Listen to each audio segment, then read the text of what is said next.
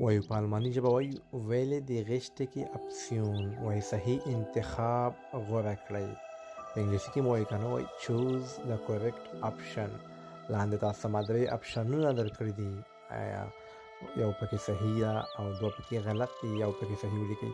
وایي دا زما لپاره ډېر قیمتي ده، یعنې په دې زما ډېرې پیسې راځي. په الماني ژبه څنګه وایو das kostet خالي ځای viel Geld mich mir ich. وایي das kostet mich که mir یا ich viel Geld. کوم یو راځي تاسو په کمنټ کې ولیکئ. صحیح جواب یې زه هم درته په آخر کې په کمنټ کې لیکم.